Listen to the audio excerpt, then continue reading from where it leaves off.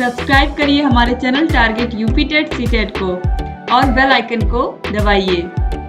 Hello दोस्तों, मैं आनंद स्वागत करता हूं आप सभी का आपके अपने channel target UP TET CTET में और ऐप अस्तित्व एकेडमी में। दोस्तों, आपके डीएलएड फोर्थ सेमेस्टर का पवन सीरीज जो है इसको मैं पूरा सॉल्व करा रहा हूं। इसमें जो बहुविकल्पी प्रश्न है वो मैंने करा दिए थे, अति लघुत्तरीय प्रश्न भी करा दिए थे और लघुत्तरीय प्रश्नों को मैं करा रहा हूं लगातार 4 क्लास में ले चुका हूं और यह आपका 5वां पार्ट है।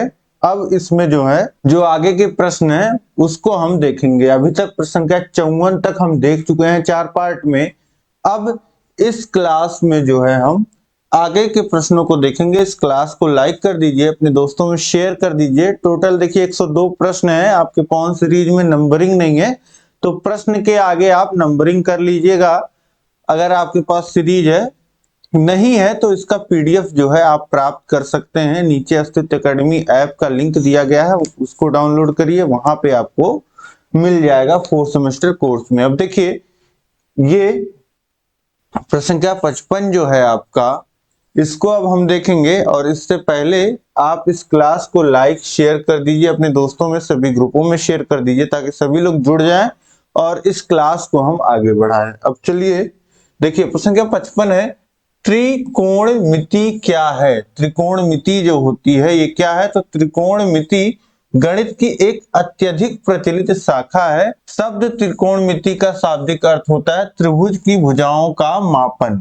अंग्रेजी में त्रिकोणमिति को ट्रिग्नोमेट्री कहते हैं, जिसका अर्थ है त्रिभुज की 3 भुजाओं की माप। वास्तव में गणित की इस शाखा की मदद से हम किसी ऐसे त्रिभुज जिसकी भुजाएं ज्ञात ना हो के कोणों की माप ज्ञात कर सकते हैं तथा कोणों की माप ज्ञात होने पर उसकी भुजाओं की लंबाइयों का अनुपात ज्ञात किया जा सकता है। अब देखिए त्रिकोणमिति का मतलब क्या होता है। त्रिकोणमिति यहां से पता चला है 3 कोणों का मापन या त्रिभुज की 3 भुजाओं का मापन। त्रिभुज की भुजाओं का मापन ये आप कह सकते हैं, ठीक है। त्रिकोणमिति जब कोण पता हो जाते हैं तो भुजाओं का अनुपात पता लगाया जा सकता है, जिससे क्या हो जाती है, भुजाओं की माप हो जाती है। तो यहां से आप याद रखिएगा त्रिकोणमिति का क्या मतलब होता है। इसके बाद देखिए प्रश्न संख्या 56 है, यदि tan a बराबर 2 हो तो निम्नलिखित का मान ज्ञात कीजिए। sec a into sine A plus tan square A minus cosec a। अब देखिए tan a का मान बस दिया है और हमको जिसका मान निकालना है उसमें हमको sec a का मान भी चाहिए, sin a का मान भी चाहिए। tan a तो हमारे पास है और कोसेक a का भी मान हमको चाहिए। तो अब यहां पे हम क्या करते हैं, यहां पे देखिए जो हमारे ट्रिग्नोमेट्री लगती है वह समकोण त्रिभुज में लगती है और हमको a कोण जो है इसके अनुसार जो है यहाँ पे त्रिकोणमितीय अनुपात दिए गए हैं। tan a का जो मान दिया गया है वह दिया गया है 2, जिसे लिख सकते हैं 2/1। और tan क्या होता है आपका, tan होता है लंब बटे आधार। लंब बटे आधार बराबर किसके है, 2/1 के, ठीक। तो लंब हो गया 2, आधार हो गया 1। तो यहीं से अगर हम कर्ण निकालना चाहें, कर्ण बराबर हो जाएगा कर्ण का वर्ग बराबर लंब का वर्ग यानी कि 2 का वर्ग आधार 1 का वर्ग, और कर्ण बराबर कितना हो जाएगा इस त्रिभुज में, कर्ण का वर्ग बराबर हो जाएगा 4-1 यानी कि 5, और कर्ण बराबर कितना हो जाएगा, √5। इसका जो मान आ गया वह आ गया √5। अब यहां से हम लोग वैल्यूज लिख सकते हैं किसका, sec a का। sec a का मान कितना हो जाएगा, sec a क्या होता है, sec किसका उल्टा होता है, sec उल्टा होता है cos का। और cos क्या होता है, cos होता है आपका आधार बटे कर्ण। तो ये हो जाएगा कर्ण बटे आधार, कर्ण बटे आधार। अब कर्ण का मान कितना है, √5, और आधार कितना है, आधार है 1। √5/1 यानी कि √5, इसका सीधे सीधे मान लिख दीजिए। और साइन ए, साइन ए क्या होता है, साइन ए होता है लंब बटे कर्ण, लंब बटे कर्ण। लंब बटे कर्ण। लंब कितना है, लंब है 2, कर्ण है √5, 2/√5 और tan a का मान हमको दिया ही गया है 2 और कोसेक a sin a का उल्टा यानी कि कर्ण बटे लंब, ये कितना हो जाएगा, ये हो जाएगा √5/2। अब वैल्यूज पुट कर दीजिए इसमें, जिसका मान आपको निकालना है किसका, sec a into sine A plus tan square A minus cosec ए। अब देखिए sec a कितना है, sec a है √5 इंटू साइन ए 2/√5 धन tan स्क्वायर ए 2 का स्क्वायर माइनस कोसेक ए है √5/2। देखिए √5 से √5 कट जाएगा, ये हो जाएगा कितना 2 और ये हो जाएगा 2 का स्क्वायर 4 माइनस √5/2 और 2 और 4 ये कितना हो जाएगा 6 माइनस √5/2 और हर समान करेंगे तो पूरे के बटे 2 हो जाएगा और ये हो जाएगा 12 माइनस √5/2, ये मान आ जाएगा। यही आपका इसका वैल्यू हो जाएगा, सरलतम रूप हो जाएगा, मान हो जाएगा। ठीक, तो इस तरीके से ये वैल्यू आप आसानी से निकाल सकते हैं। आपने ट्रिग्नोमेट्री में पढ़ा ही है, समकोण त्रिभुज में ये सारे अनुपात लागू होते हैं, त्रिकोणमितीय अनुपात, और सभी अनुपात क्या होते हैं, लंब, आधार और कर्ण के रूप में आपको पता ही है। तो जब tan a का मान 2 दिया गया है तो इसको हम अनुपात के रूप में लिख लेंगे और यहां से एक त्रिभुज बना करके हम बाकियों का मान निकाल लेंगे, उसके बाद वैल्यूज पुट कर देंगे और हमारा वैल्यू आ जाएगा। आसान है करना। इसके बाद देखिए प्रश्न क्या 57 है, 45 अंश के त्रिकोणमितीय अनुपात को समझाइए। 45 अंश के त्रिकोणमितीय अनुपात के बारे में जब आपसे पूछ रहा है तो इसका मतलब देखिए 45 अंश के और त्रिकोणमितीय अनुपात का नाम जहां पे ले तो त्रिकोणमितीय अनुपात क्या होते हैं आपको पता है, sine theta, cos theta, tan theta और इनके तीनों उल्टा, ये क्या होते हैं, ये छह आपके त्रिकोणमितीय अनुपात होते हैं। तो वही पूछ रहा है कि 45 अंश के त्रिकोणमितीय अनुपातों को समझाइए, मतलब इनका मान बताइए, समझाइए, यही इसका कहने का मतलब है। तो अब देखिए त्रिकोणमिति जितनी हमारी होती है ये हमारा होता है समकोण त्रिभुज में। तो एक समकोण त्रिभुज बना लीजिए 90 अंश का, और 45 अंश के बारे में हमको बताना है।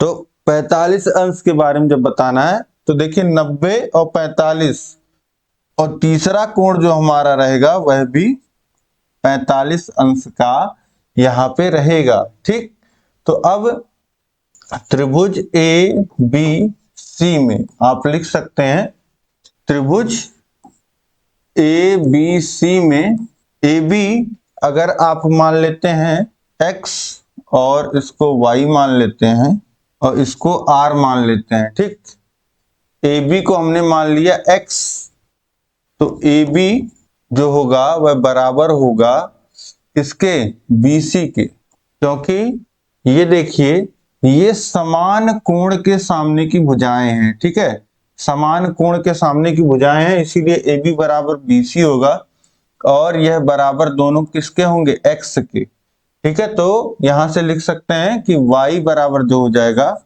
वह x के हो जाएगा।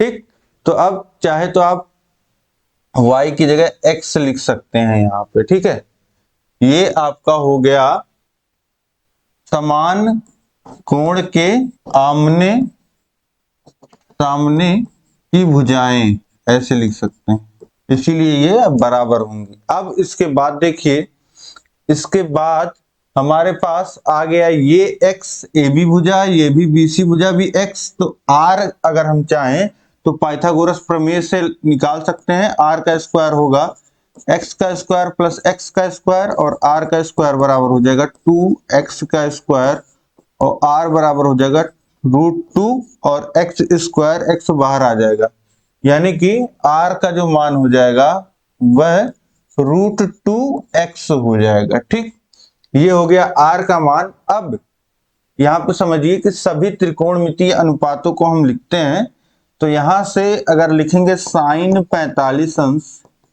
तो साइन 45 अंश बराबर क्या होगा, साइन होता है आपका लंब बटे कर्ण, लंब बटे कर्ण, लंब कितना है, लंब है x और कर्ण कितना है √2x, तो x से x कट जाएगा और मान कितना आ जाएगा 1/√2। ये साइन 45 अंश का मान आ गया। कॉस 45 अंश कितना हो जाएगा, कॉस 45 अंश होता है आपका आधार बटे कर्ण, आधार बटे कर्ण। ये अगर आपको याद नहीं है तो ट्रिक मैंने बताया हुआ है, लाल बटे कक्का होता है, जहां L लंब होता है, A आधार होता है, ये भी L लंब, और K जो हुआ आपका कर्ण और A आधार। ठीक, तो ये देखिए पहला साइन का होता है, फिर कॉस का, फिर टेन का, A/K आधार बटे कर्ण। अब इसके बाद देखिए आधार आपका यहाँ पे है x और कर्ण है √2 इंटू एक्स, x से x कट जाएगा और मान कितना बचेगा 1/√2, इसका भी मान हो गया 1/√2। और यहाँ पे tan का अगर मान लिखें tan 45 अंश, तो होता है लंब बटे आधार, लंब बटे आधार, लंब कितना है x और आधार कितना है x, तो मान हो जाएगा 1।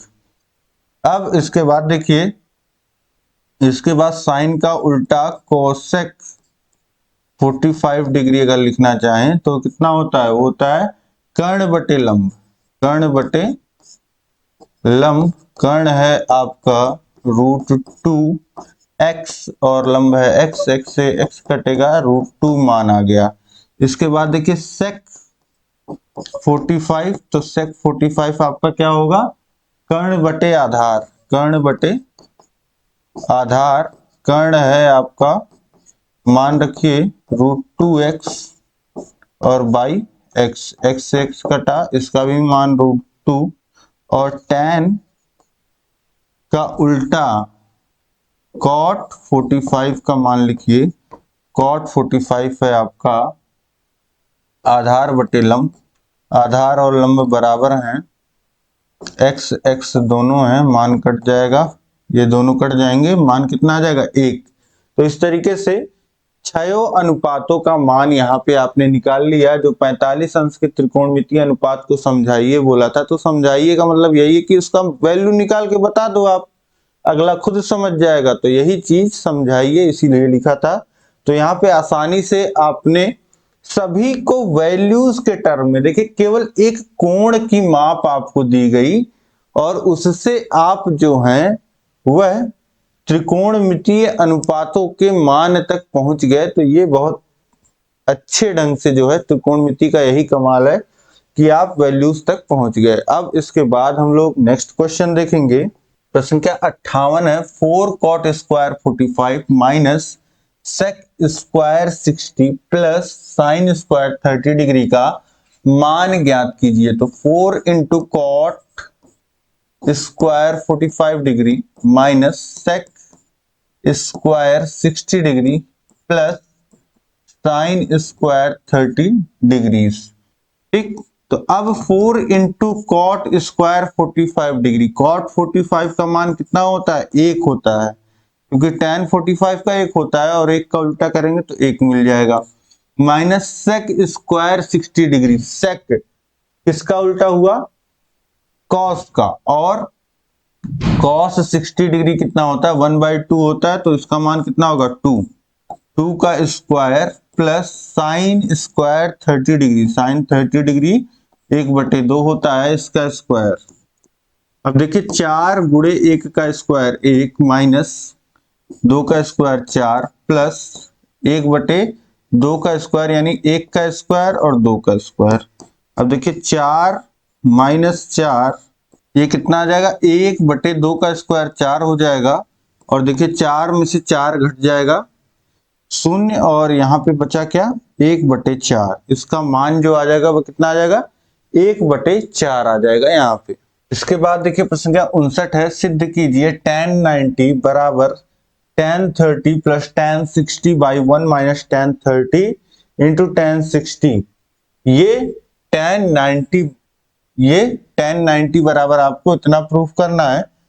तो हम क्या करते हैं, राइट हैंड साइड लेकर के चलते हैं और इसको जो होता है दाहिने पक्ष को हम लेकर के चलते हैं। दाहिने पक्ष में क्या लिखा हुआ है, tan 30 degree plus tan 60 degree और बटे 1 minus tan 30 degree into tan 60 degree.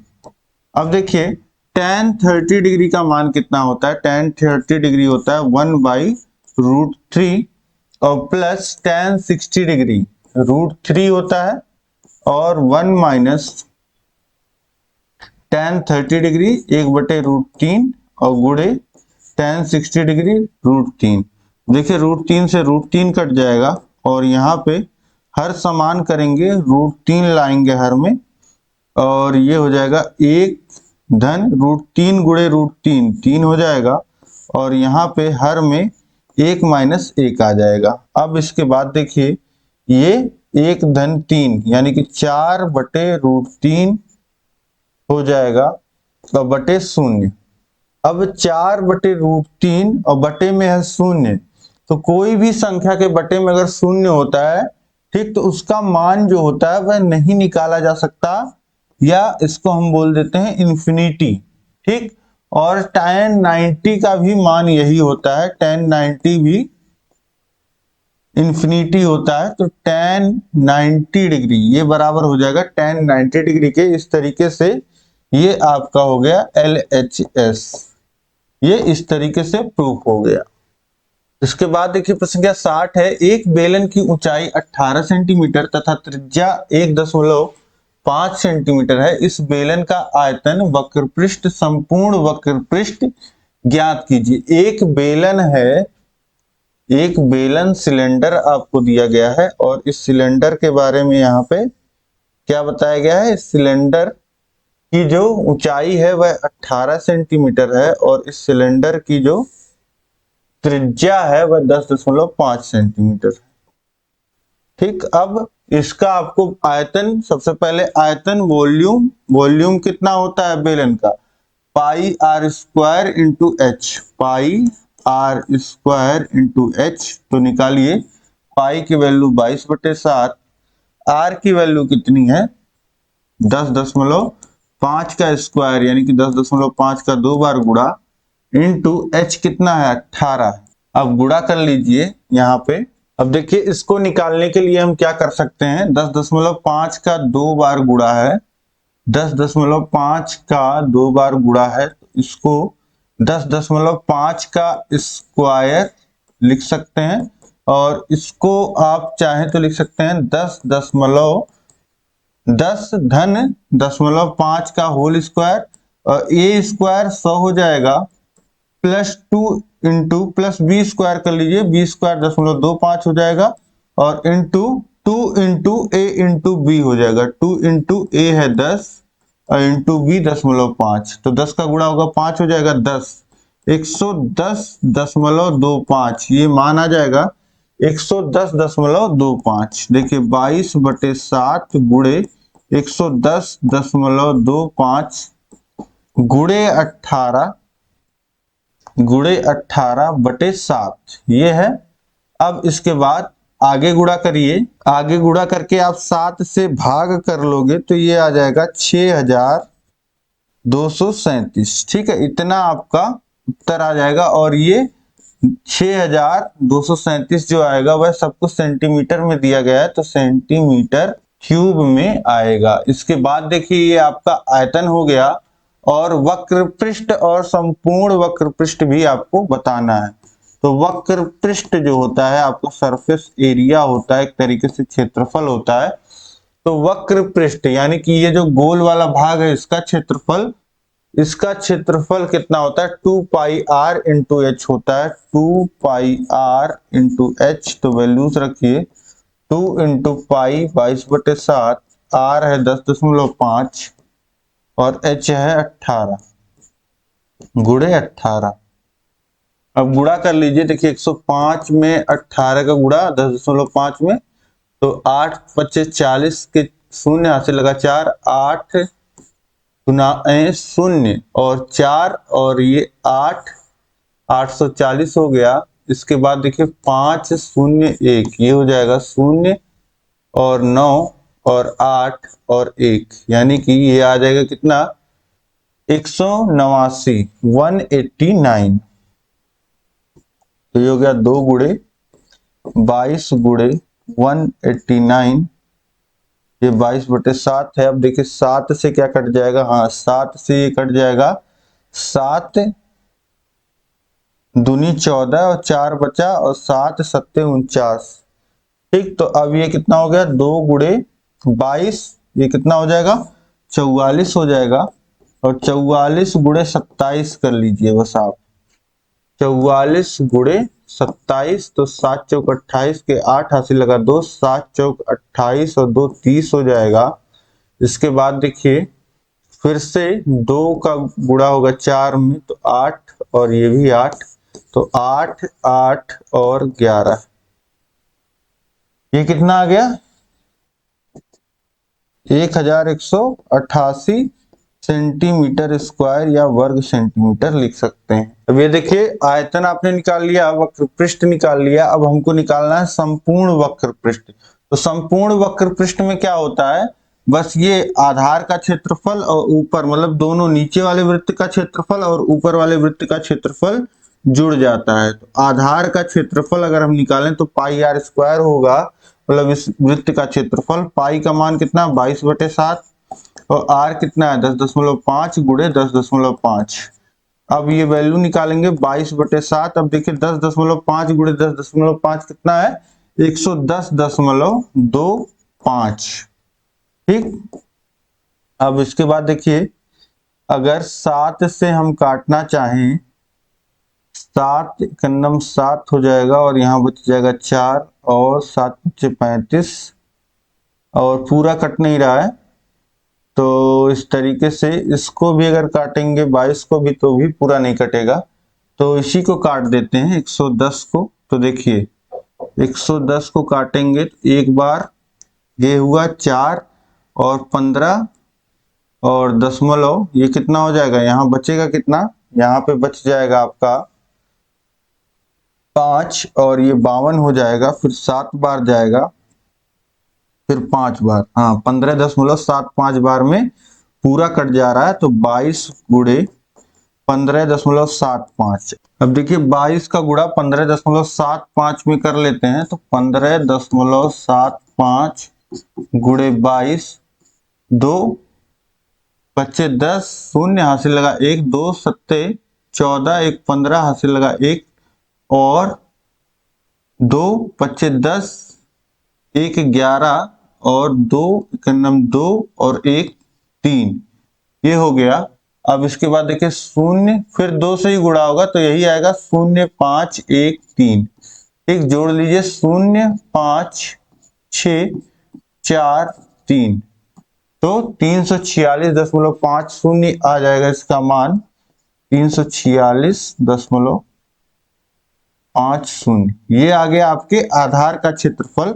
अब हमको क्या निकालना, हमको निकालना है संपूर्ण वक्र पृष्ठ का क्षेत्रफल। संपूर्ण वक्र पृष्ठ हमको निकालना है, तो ये होता है फॉर्मूला वक्र पृष्ठ धन आधार का क्षेत्रफल 2 गुणे आधार का क्षेत्रफल। ठीक, तो ये जो फॉर्मूला होता है ये कितना होता है 2 pi r h plus 2 into pi r square, यही होता है। अब 2 पाई आर एच का मान हमने निकाला है 1088 है और 2 इंटू पाई आर स्क्वायर का भी मान हमने निकाल रखा है, कितना है 346.5 है।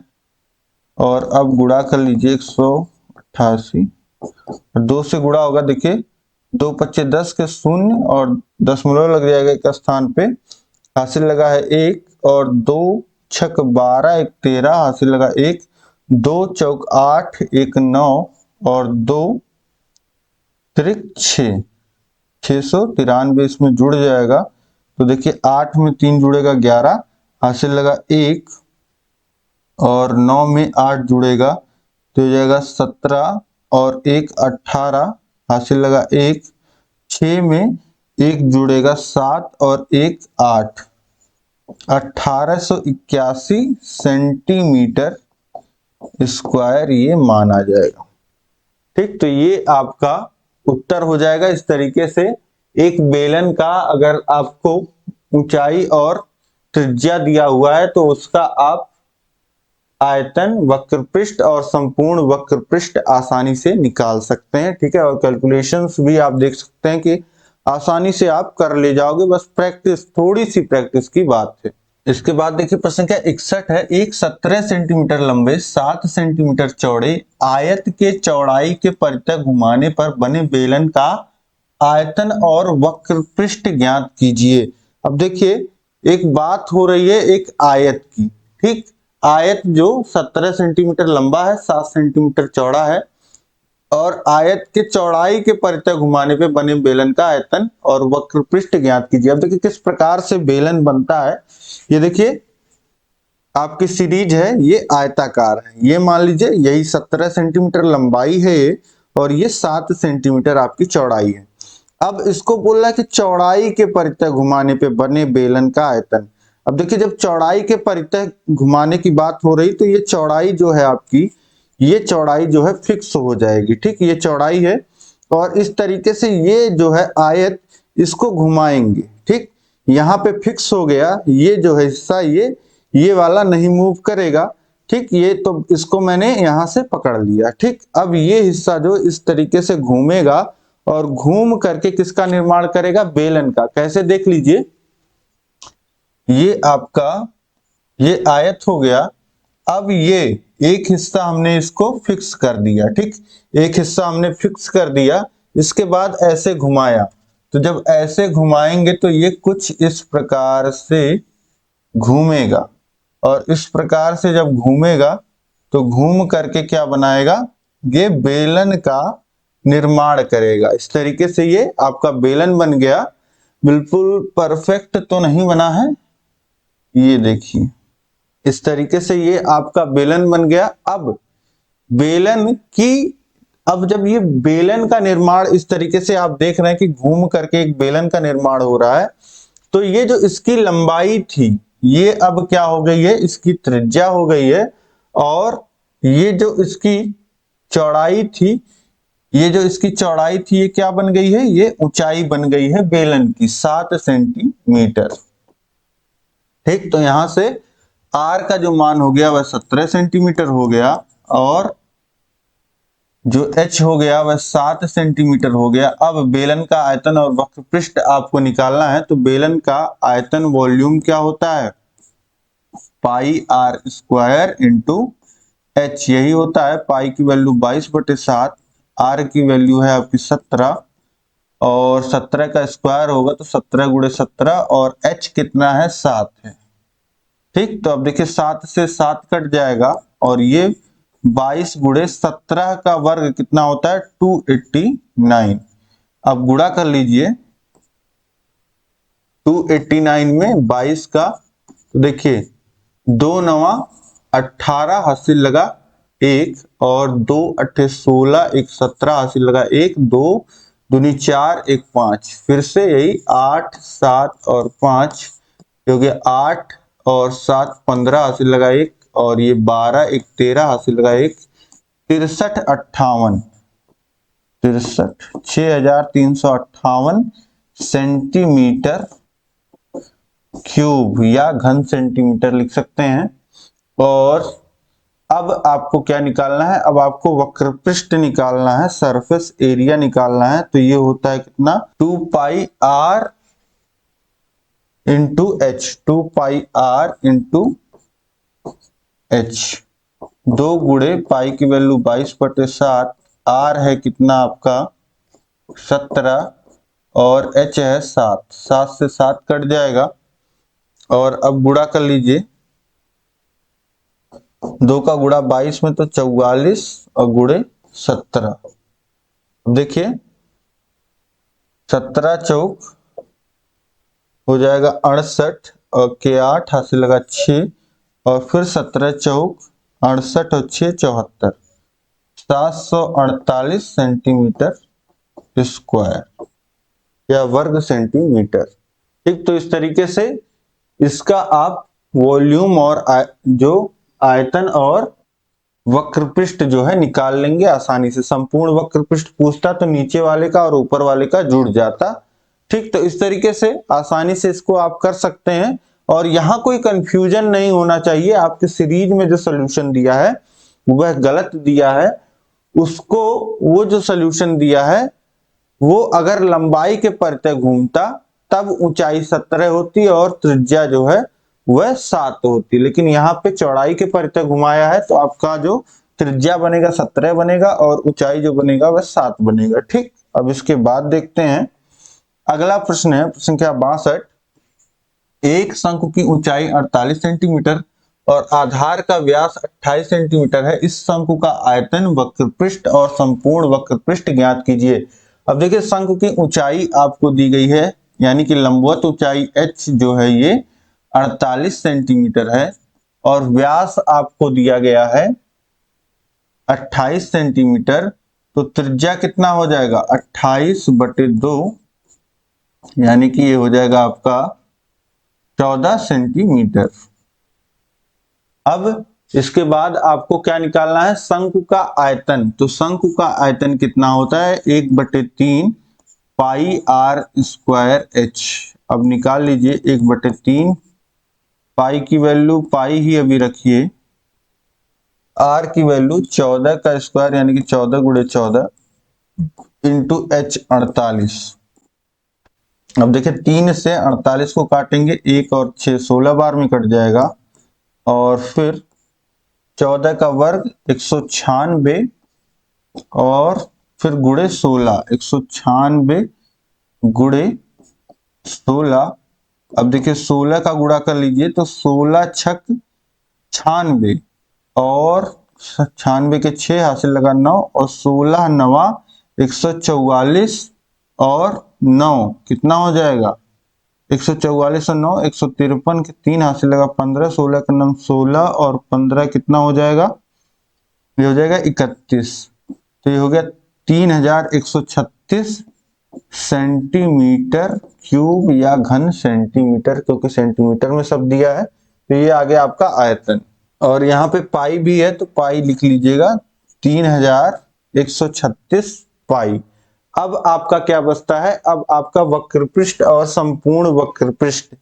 अब इसका वक्रपृष्ठ क्या होता है, surface area pi R L होता है। ठीक है, वक्रपृष्ठ पाई आर एल होता है। अब हमको चाहिए एल की वैल्यू। एल की वैल्यू क्या होती है, एल स्क्वायर बराबर होता है आर का स्क्वायर प्लस एच का स्क्वायर। तो एल स्क्वायर बराबर आर का स्क्वायर यानी 14 का स्क्वायर प्लस एच का स्क्वायर 48 का स्क्वायर।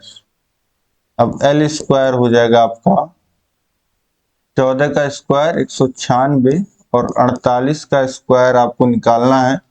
तो इसको लिख दीजिए 50 माइनस 2 का होल स्क्वायर, 50 का स्क्वायर 2500 हो जाएगा, 2500 माइनस 2ab, ए है 50 बी है 2 और प्लस बी का स्क्वायर 4। अब ये हो गया 2500 माइनस 100 और ये माइनस 200 और धन 4, 2304। ये उत्तर आ गया 2304। अब जोड़ेंगे एल स्क्वायर बराबर कितना हो जाएगा, ये हो जाएगा 2500 के बराबर, 2500 होता है आपका 50 गुणे 50, तो एल का मान कितना आ जाएगा 50।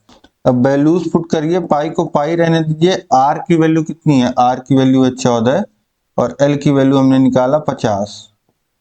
ठीक, तो ये कितना हो जाएगा, ये हो जाएगा 14 को गुणा 14 25 70 हो जाएगा और 70 और 0 700 पाई, ये मान आ जाएगा 700 पाई और सरफेस एरिया निकल रहा है तो सेंटीमीटर स्क्वायर, यहाँ पे ये उत्तर हो जाएगा। इसके बाद क्या रह गया, संपूर्ण वक्रपृष्ठ। तो संपूर्ण वक्रपृष्ठ क्या होता है, संपूर्ण वक्र पृष्ठ, ये होता है वक्र पृष्ठ धन आधार का क्षेत्रफल। वक्र पृष्ठ धन आधार क्या होता है, वृत्त होता है, आधार का क्षेत्रफल। ठीक, शंकु में ये देखिए, ये आपका कर्व एरिया होता है और ये जो नीचे वाला एरिया होता है ये आधार का क्षेत्रफल। तो वक्र पृष्ठ आपको पता है 700 पाई है और आधार कितना है, पाई आर स्क्वायर। तो पाई इंटू आर, आर कितना है आपका 14 का वर्ग, 14 का वर्ग 196 पाई। तो ये कितना हो जाएगा, ये हो जाएगा 896 पाई सेंटीमीटर स्क्वायर। 196 पाई जुड़ जाएगा 700 पाई में, तो ये हो जाएगा 896 पाई सेंटीमीटर स्क्वायर। इसके बाद देखिए प्रश्न संख्या 63 है, निम्न समीकरणों को विलोपन विधि से हल कीजिए। इस समीकरण को विलोपन विधि से हल करना है, तो सिंपली कुछ नहीं करना है, बस विलोपन विधि में क्या करना होता है, आपको एक x वाले पद को विलुप्त कर दीजिए या y वाले पद को खत्म कर दीजिए, विलुप्त कर दीजिए। तो ये कैसे होगा हम देखते हैं। यहाँ पे देखिए x का गुणांक 1 है, यहाँ पे x का गुणांक दूसरे समीकरण में 2 है, यहाँ y का गुणांक धन 1 है, यहाँ ऋण 1 है। यहाँ देखिए अब x और y के गुणांक को आपने देख लिया। अब देखिए क्या करने से, जोड़ने या घटाने से क्या कोई खत्म हो रहा है, तो बिल्कुल अगर जोड़ देंगे तो ये प्लस वाई और माइनस वाई खत्म हो जाएंगे। तो x और 2x को जोड़ेंगे 3x हो जाएगा और प्लस वाई माइनस वाई 0 हो जाएगा और 7 और 8 जो हो जाएगा 15 हो जाएगा। 3x बराबर 15, x बराबर 5 आ जाएगा। और y का मान अगर आप निकालें तो x का मान 5 रखिए, 5 धन y बराबर 7, तो y बराबर कितना हो जाएगा 2। x का मान 5 आ गया, y का मान 2 आ गया। तो इस तरीके से विलोपन विधि से आपने इसको सरल कर दिया, 1 मिनट भी नहीं लगा। बस यहाँ पे अगर ये समान नहीं होते तो हम, जैसे यहाँ पे समान नहीं है, x को अगर विलुप्त करना होता तो यहाँ हम 2 से गुणा करते, तो ये हो जाता 2x धन 2y बराबर 7 में 2 से गुणा होता है 14। ठीक, तो इस तरीके से आप इसको आसानी से सॉल्व कर सकते हैं। इसके बाद देखिए प्रश्न संख्या 64 है, प्रश्न संख्या 64 है, निम्न समीकरण को हल कीजिए। अब देखिए यहाँ पे आपको 2 समीकरण फिर से दिए गए, इसको पहला बोला हमने, इसको दूसरा। अब देखिए 2x माइनस 3y बराबर 13 दिया है और 7y माइनस 2y बराबर 20 दिया है। यहाँ पे x का गुणांक 2 है और यहाँ पे x का गुणांक 7 है, यहाँ y का गुणांक 3 है, y का गुणांक 2 है। तो अब हमको क्या करना है, अगर खत्म करना है, विलोपन विधि से सॉल्व करना है, तो हमको गुणांक समान चाहिए। ठीक, तो गुणांक समान करने के लिए अगर x का गुणांक में देखिए ज्यादा डिफरेंस है, यहाँ 2 है, यहाँ 7 है और ये 3 है और 2 है, तो काफी नजदीक है। तो इसको हम क्या कर सकते हैं, यहाँ पे हम समीकरण 1 में अगर हम 2 से गुणा करें, 2 से, समीकरण 1 में 2 से गुणा कर व समीकरण 2 में 3 से गुणा करने पर, अब देखिए समीकरण 1 में 2 से गुणा होगा तो ये कितना हो जाएगा, 2 से गुणा हुआ 2x में तो 4x, 3y में तो 6y और 13 में तो 26। इसी तरीके से 2 में 3 से गुणा हुआ तो ये हो जाएगा 7 त्रिक 21 और ये माइनस 6y और 3 से गुणा हुआ तो 60। अब ये हमारा तीसरा चौथा समीकरण आ गया। अब समीकरण 3 और 4, समीकरण 3 में से समीकरण 4 को घटाने पर, तो 4 को घटाएंगे तो नीचे वाले जितने भी चिन्ह हैं बदल जाएंगे। प्लस 21x था तो माइनस 21x हो जाएगा, माइनस 6y था तो प्लस 6y हो जाएगा और प्लस 60 था तो माइनस 60 हो जाएगा। अब देखिए ऊपर है 4x माइनस 21x, तो कितना हो जाएगा माइनस 17x, और ऊपर है माइनस 6y और नीचे प्लस 6y, तो ये कितना हो जाएगा, आपस में कट जाएंगे और ये देखिए 26 -60, ये कितना आ जाएगा -34, और x बराबर कितना आ जाएगा -34 बटे -17, माइनस से माइनस कट जाएगा, 17 से 34 कट जाएगा, 2 बार में x का मान 2 आ गया। अब इस x के मान को समीकरण 1 में रख दीजिए। समीकरण 1 में x बराबर 2 समीकरण 1 में रखने पर, समीकरण 1 में रखेंगे तो 2 गुणे 2 -3y बराबर 13, 3y बराबर 13, तो ये 4 -3y बराबर 13 हो जाएगा, और 4 -3y बराबर 13, 3y को उधर भेज दें तो 4 13 धन 3y, और 13 को इधर भेज दीजिए तो ये 4 -13 बराबर 3y, और ये -9 बराबर 3y, और y बराबर -9 बटे 3 यानी कि -3। y का मान जो आ गया कितना आ गया -3, और x का मान 2। ठीक, तो इस तरीके से आसानी से आप दो समीकरण जब दिए हो तो हल कर सकते हैं। इसके बाद देखिए प्रश्न संख्या 65 है, एक घनाभ का माप जो है 48 सेंटीमीटर गुणे 42 सेंटीमीटर गुणे 18 सेंटीमीटर है। इसके आयतन के बराबर आयोजन वाले घन की भुजा ज्ञात कीजिए। अब देखिए एक घनाभ का मेजरमेंट आपको दिया गया है। ठीक, एक घनाभ का मेजरमेंट दिया गया है और बोल रहा है कि इसी आयतन के साथ अगर कोई घन हो तो उसकी भुजा क्या होगी।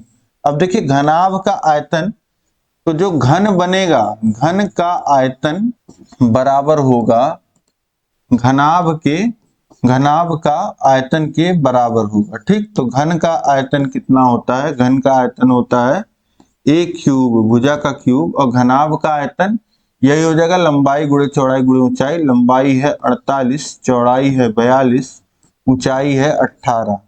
तो अब a बराबर अगर निकालना हो, क्योंकि हमको निकालना है घन की भुजा, तो ये हो जाएगा cube root of 98 into 42 into 18। अब देखिए क्यूब रूट इसका कैसे निकालेंगे, तो गुणा करने से अच्छा है कि आप अभाज्य गुणनखंड करिए। देखिए 98 को कितना लिख सकते हैं, 2 गुणे 49, और 49 को कितना लिख सकते हैं, 7 गुणे 7 लिख सकते हैं। और 42 को देखिए कितना लिख सकते हैं, 42 को 2 गुणे 21 लिख सकते हैं, और 21 को कितना लिख सकते हैं, 21 को लिख सकते हैं 3 गुणे 7, 7 त्रिक 21 होता है। और 18 को देखिए कितना लिख सकते हैं, 2 गुणे 9, और 9 को लिख सकते हैं 3 गुणे 3। अब देखिए a बराबर है क्यूब रूट ऑफ, देखिए 2 का कितनी बार गुणा है, 1 2 और 3, यानी 2 का क्यूब, और 7 का 1 2 3, 7 का 3 बार गुणा है, और 3 का कितनी बार गुणा, देखिए 1 2 3, 3 का भी 3 बार गुणा है।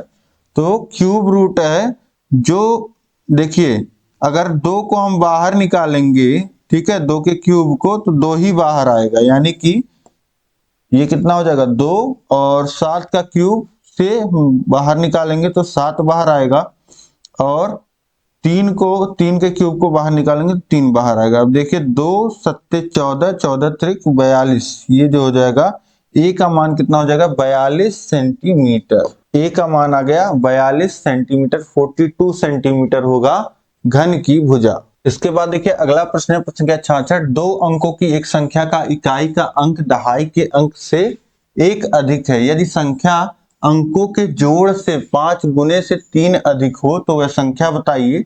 अब देखिए संख्या हमारी कैसी लिखी रहती है, 2 अंकों की संख्या ऐसे, जैसे 53 लिखा है तो 5 और 3, ये होता है हमारा इकाई का स्थान, ये होता है दहाई का स्थान।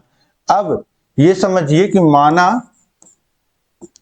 इसी तरीके से इकाई का अंक x, इकाई का अंक x और दहाई का अंक y है।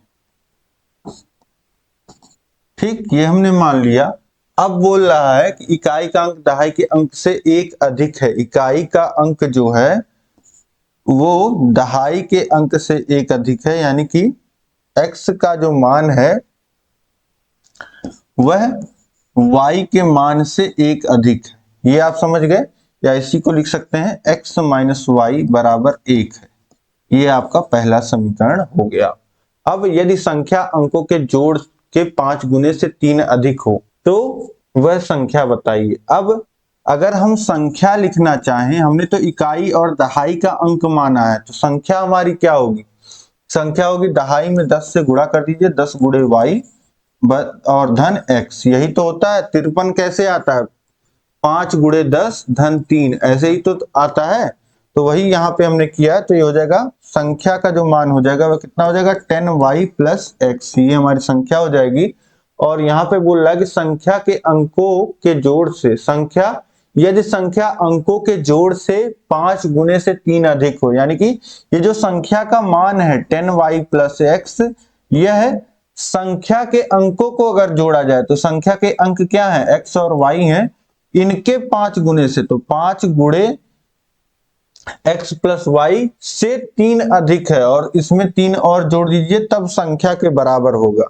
ठीक, यानी कि संख्या का जो मान है 10y प्लस x वह बराबर होगा दोनों अंकों के योग के 5 गुने से 3 अधिक। ये हमने दिखा दिया, जो आपके यहाँ पे बोल रहा है उसी को हमने समीकरण में दिखा दिया। अब इसको सिंप्लीफाई करिए। 10y प्लस x बराबर 5 का गुणा होगा तो 5x प्लस 5y प्लस 3। अब इसके बाद देखिए, हम सारे संख्याओं को एक तरफ कर लेते हैं। देखिए, ये हो जाएगा आपका 10y plus x minus 5y minus 5x बराबर 3 के हो जाएगा। 5y घटेगा तो 5y बच जाएगा, और ये 5x घटेगा तो माइनस 4x बराबर 3। ये हमारा, इसको चाहे तो ऐसे भी लिख सकते हैं, माइनस 4x प्लस 5y बराबर कितने के है? 3 के है। ये हमारा दूसरा समीकरण हो जाएगा। अब चाहे तो देखिए, समीकरण 1 को देखिए और 2 को देखिए। यहाँ पे x का जो कोफिशिएंट है वह 1 है, और यहाँ पे y का जो कोफिशिएंट है -1 है, और यहाँ पे x का कोफिशिएंट -4 और y का 5 है। तो 4 और 1 ऐसे कर लेते हैं कि हम यहाँ क्या कर लेते हैं, समीकरण 1 में 4 से गुणा कर देते हैं और दोनों समीकरणों को जोड़ देंगे। समीकरण 1 में 4 से गुणा कर समीकरण 2 में जोड़ने पर, समीकरण 2 में जोड़ने पर समीकरण 1 में 4 से गुणा करेंगे तो ये हो जाएगा 4x माइनस 4y बराबर 4, और 2 को लिखेंगे तो -4x प्लस 5y बराबर 3। जोड़ लीजिए तो 4x में जुड़ेगा -4x तो 0 हो जाएगा, -4y में 5y जुड़ेगा तो y बच जाएगा, और 4 और 3 जुड़ जाएंगे तो 7 हो जाएगा। y का मान 7 आ गया। अब y का मान समीकरण 1 में रखने पर y बराबर 7 है तो रख दीजिए।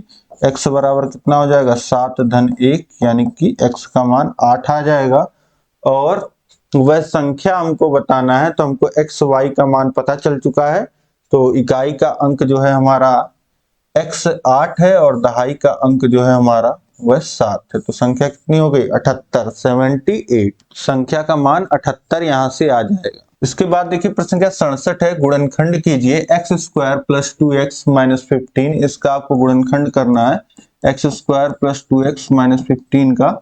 तो देखिए, हम किससे कंपेयर करते हैं? ax square plus bx plus c, ये हमारी स्टैंडर्ड इक्वेशन होती है। अब देखिए यहाँ a का मान कितना है? x स्क्वायर का गुणांक कितना है? 1 है, ठीक, और b का गुणांक कितना है? 2 है। x का गुणांक, सॉरी, b का मान कितना है? 2 है, और c का मान है -15। अब हम a इंटू सी करते हैं, a इंटू सी यानी कि 1 गुणे -15 होगा, तो a इंटू सी का मान है -15 और b का मान है 2। अब इसी 2 से हमको क्या करना है? -15 तक पहुंचना है, और फिर जोड़ने पे 2 भी आना चाहिए, गुणा करने पे -15 के बराबर आना चाहिए और जोड़ने पे 2 आना चाहिए। तो ऐसी दो संख्याओं में हमको तोड़ना है। तो प्लस माइनस में टूटेगा क्योंकि गुणा करने पे माइनस आना चाहिए। तो इसको हम लोग लिख सकते हैं 5 और -3। 5 और -3 देखिए, जोड़ेंगे तो 2 आ जाएगा और गुणा करेंगे तो -15 आ जाएगा, यानी कि x square plus 5x minus 3x minus 15। जो प्लस 2x लिखा था उसको हमने लिख दिया 5x माइनस 3x। क्यों? क्योंकि हमको इसका गुणनखंड करना है और गुणनखंड तभी हो पाएगा जब इसको हम 5 और -3 में तोड़ेंगे, जो कि हमारा नियम कहता है। a इंटू सी निकाल के हमने देखा है। ठीक, अब देखिए पहले दो पदों को देखिए, एक्स स्क्वायर और प्लस 5x लिखा है तो दोनों में x कॉमन ले सकते हैं। तो यहाँ पे एक्स स्क्वायर में से x निकाल लेंगे तो क्या बचेगा x, और 5x में से x निकाल लेंगे बाहर तो क्या बचेगा 5। और यहाँ पे देखिए क्या कॉमन मिलेगा, यहाँ पे दोनों जगह माइनस है, माइनस, और यहाँ 3 है, यहाँ 15 है। तो 3 तो है और 15 में भी 3 होता है क्योंकि इसको लिख सकते हैं 5 गुणे 3। 3 बाहर आ जाएगा और -3x में से -3 कॉमन ले लिया तो बचेगा x, और -15 में से -3 कॉमन ले लिया है तो बचेगा +5। अब देखिए x प्लस 5 यहां भी है, x प्लस 5 यहां भी है, तो x प्लस 5 ये दोनों ब्रैकेट जो है कॉमन ले लीजिए तो बचा क्या, यहां बचा x और यहां पे बचा -3। यही आपका गुणनखंड हो जाएगा। एक ब्रैकेट में x प्लस 5, दूसरे ब्रैकेट में x माइनस 3। इसको आप इतना भी लिख सकते हैं। ठीक है, गुणनखंड करने का मतलब यही हो गया कि गुणे के रूप में दिखा देना। ठीक है, जो प्लस माइनस में लिखा था उसको यहाँ पे हमने गुणे के रूप में दिखा दिया। इसके बाद देखिए प्रश्न संख्या 68 है, x square plus 3x plus 9/4 गुणनखंड कीजिए। तो x square plus 3x plus 9/4, 9 को क्या लिख सकते हैं 3 का स्क्वायर और 4 को 2 का स्क्वायर, यानी कि इसको लिख सकते हैं 3/2 का होल स्क्वायर। अब देखिए ये पद स्क्वायर में है और ये भी तीसरा पद भी स्क्वायर में है। तो ऐसा कहीं देखा है आपने? बिल्कुल देखा है। a प्लस बी का जो होल स्क्वायर होता है उसको हम लोग लिख सकते हैं a square plus 2ab plus B square. तो देखिए यहाँ पहला पद स्क्वायर, लास्ट पद स्क्वायर। अब कुछ आप यहाँ पे सोचिए कि ये भी फिट हो जाए। कैसे फिट हो सकता है? X square plus 2 into A into B रहता है। a है आपका x, 2 इंटू एक्स, और प्लस b कितना है 3/2 है। 2 से 2 कट जाएगा और बचेगा क्या 3x। वही तो यहाँ पे लिखा था। तो बस लिखने का तरीका जो है वो आपका अलग हो गया, चीज वही लिखी है। तो ये आपका पूरा हो गया a प्लस बी का होल स्क्वायर, यानी कि x प्लस 3/2 का होल स्क्वायर, ये हो गया। तो इसको लिख सकते हैं कितना, x प्लस 3/2 का 2 बार गुणा। यही आपका गुणनखंड हो गया, गुणे के रूप में आपने दिखा दिया। ठीक, तो बहुत ही आसानी से यहाँ पे होल स्क्वायर बना करके आप गुणनखंड कर सकते हैं। इसके बाद देखेंगे प्रश्न संख्या 69 है, 3x square plus 13x plus 4 को हल कीजिए। अब हल करने के लिए यहाँ पे बराबर 0 भी होना चाहिए, तभी तो हल करेंगे। हम हल करते हैं समीकरण को और इसका गुणनखंड कर सकते हैं। ठीक है, तो बराबर 0 दिया होना चाहिए। तो यहाँ पे इनका ये मिस्टेक है, इन्होंने नहीं दिया है। तो ये लिख लीजिएगा बराबर 0। तो 3x square plus 13x plus 4 बराबर 0। अब इसको हल करना है आपको, तो इसका पहले गुणनखंड आप कर लीजिए। तो देखिए 3 चौक 12 होता है, तो सिंपली 13x लिखा है तो इसको लिख दीजिए आप 12x धन 4 बराबर 0। अब गुणनखंड हो जाएगा, 3x कॉमन ले लेंगे, बचेगा x यहाँ पे, और यहाँ पे 12x में से 3x कॉमन ले रहे हैं, 3 कॉमन लेंगे तो 4, और x तो पूरा बाहर आ ही गया तो बचेगा केवल 4।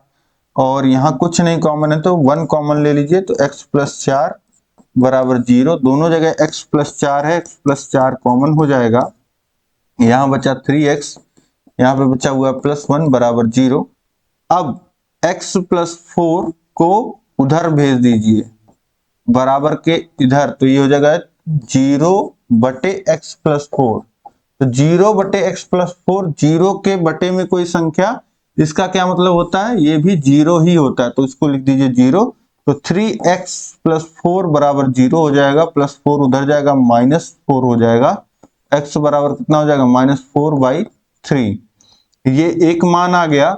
और दूसरा देखिए, x+4 को हमने बराबर के उधर भेजा था, अगर हम यही चाहें तो ये भी तो गुणे के रूप में इसको हम लोग भेज सकते हैं। तो x+4 बराबर हो जाएगा 0/3x+1, जिसका मान आ जाएगा 0, और x बराबर हो जाएगा -4।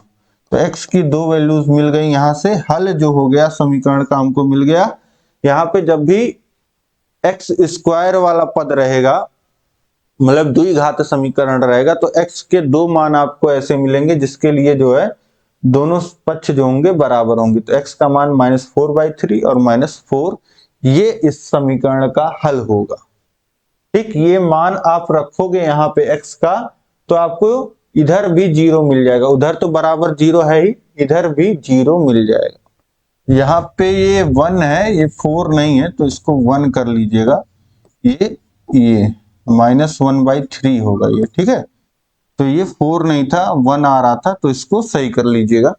इसके बाद देखिए प्रश्न संख्या 70 है, x² + 9x + 20 के गुणनखंड कीजिए। तो x² + 9x, 9x को क्या लिख सकते हैं, देखिए a × c 20 है, और हमको 9 को इस तरीके से दो पदों में तोड़ना है कि गुणा 20 आए, तो 5x और 4x ये हो जाएगा, और x कॉमन लेंगे तो x + 5 बचेगा, और यहाँ पे +4 कॉमन लेंगे तो x + 5 बचेगा, और x + 5 दोनों जगह है, तो ये x + 5 कॉमन आ गया, और ये x + 4 बचा हुआ है। तो यही गुणनखंड हो गया, एक ब्रैकेट में x-5, दूसरे ब्रैकेट में x-4। ठीक, तो इस तरीके से गुणनखंड करना अब आपके लिए बहुत ही आसान हो गया होगा। ठीक है, बीच वाले पद को बस हम तोड़ देते हैं, इस तरीके से तोड़ते हैं कि a × c, b का जो मान है इस तरीके से तोड़ते हैं कि गुणा के बराबर आ जाए और जोड़ने पे वही आ जाए। ठीक, तो इस तरीके से अब आप जो है आसानी से इन प्रश्नों को बहुत ही आसानी से हल कर लोगे। खुद भी आप प्रैक्टिस करते हुए चलिए, कॉपी पेन लेकर के ही बैठा करिए पूरे सेशन में। ठीक है, अब यहाँ पे यह क्लास आपको कैसी लगी कमेंट करके बताइए। किसी क्वेश्चन में डाउट हो तो क्वेश्चन नंबर लिख करके कमेंट करिए, अपना सवाल पूछिए, और इस क्लास को अधिक से अधिक शेयर करिए ताकि सभी लोग इसी तरीके से जुड़ के पढ़ाई कर पाए, सभी को पता चल पाए कि हाँ पवन सीरीज पूरा सॉल्व कराया जा रहा है। बहुत ही एफर्ट लग रहा है इसको पूरा सॉल्व कराने में, आपको पता है। तो इसको शेयर करिए अधिक से अधिक, चैनल पे नए हैं तो चैनल को सब्सक्राइब करिए, और इसी तरीके से सभी विषय आपको पढ़ाए गए हैं, राजन सीरीज, पवन सीरीज, और आपका पूरा सिलेबस क्लासेस के माध्यम से पढ़ाया गया है। तो सभी विषयों को पढ़िए, नीचे डिस्क्रिप्शन में लिंक दिया गया है, वहां से क्लिक करके आप पढ़ सकते हैं, या चैनल का जो नाम आ रहा है टारगेट यूपी टेट सीटेट, उस पर क्लिक करके आप पढ़ सकते हैं। और कहीं भी किसी भी क्लास का लिंक अगर आप चाहिए आपको, तो आप व्हाट्सएप पे मैसेज करके मांग सकते हैं, यहाँ पे नंबर दिया गया है, या कॉल भी कर करके आपका जो भी डाउट है वह पूछ सकते हैं। नीचे डिस्क्रिप्शन में आपको ऐप का लिंक मिल जाएगा, अगर आप कम समय में बेहतर ढंग से हमारे नोट्स के माध्यम से पढ़ाई करके और राजन पवन सीरीज का पीडीएफ भी प्राप्त करना चाहते हैं, तो ये सारी सुविधाएं आपको ऐप पे मिल जाएंगी, टेस्ट सीरीज मिल जाएगा। ठीक, तो कोई भी डाउट हो तो कॉल व्हाट्सएप करिए। अब हम मिलेंगे नेक्स्ट क्लास में, आगे के प्रश्नों को देखेंगे। जय हिंद, जय भारत।